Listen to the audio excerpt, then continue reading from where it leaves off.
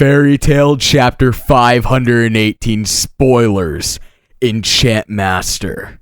Alright, everyone. Do I even need to say it? Do I even need to say it? You guys already know what time it is. The time where we have been bestowed some amazing fairy tale spoilers this week for chapter 518, but you guys don't care about that. You guys only care about the actual content within these spoilers. So without further ado, I'm not even going to hold you guys much longer. Fasten your seatbelts and prepare for some amazing fairy tale spoilers. So last week we essentially left off with the whole Wendy Belsirion thing finally being solved at last. We saw Wendy return to her own body, which in return as well sent EILEEN back to her own body, and we left off with Wendy basically being out for the count. There is no way whatsoever that she will be returning anytime soon with how much she exerted herself over the last couple of chapters. With these spoilers, we just start right in the midst of all the action with a huge meteor actually heading straight down towards Earth and is going right in the direction of ERZA and Wendy. Now,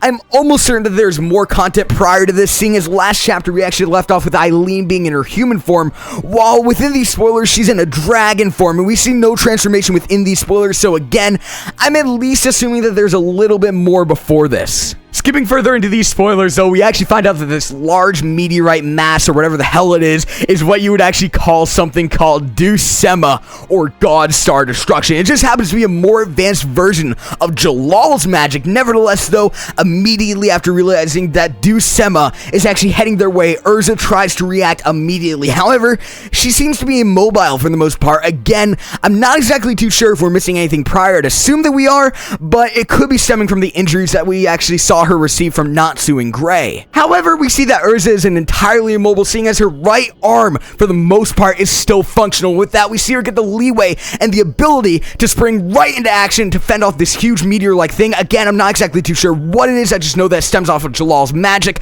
and is referred to as Deuce Emma. But with this, EILEEN actually questions what ERZA is doing, seeing as there is no way that she, being a human, would be capable of stopping something like this. This next part here, I feel as if would be good to read word for word. This is where ERZA's character shines, not only in the battlefield, but in speeches in general. I just absolutely love this part while looking through the spoilers, with EILEEN questioning ERZA's ability to fend the meteorite off. ERZA says, "Some time ago, people started calling me Titania. To be honest, I never cared what people thought of me. If you're a queen of the dragons, then it's not bad to be called Titania, the queen of the fairies. A queen is someone who loves and protects everyone, even if that means her body is to be shattered." Throughout this entire speech, we just see ERZA heading straight for the meteor without any regrets whatsoever, and at the end, she asks for Makarov to lend her his strength, and with that as the final panel, we see EILEEN questioning what the hell ERZA is doing, and we find out that the title for chapter 519 is entitled, "Show Me a Smiling Face." Now, I can already tell, people are going to be pissed with these spoilers. Like, I mean, to be honest, it really makes no sense whatsoever that ERZA, being basically paralyzed from what we saw,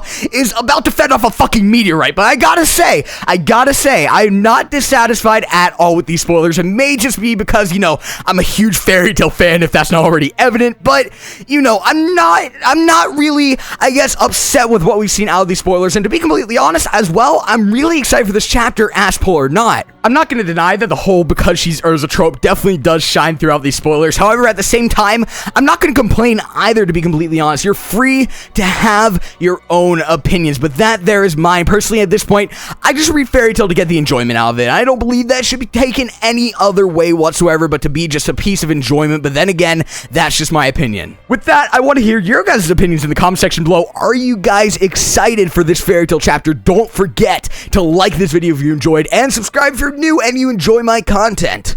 Peace.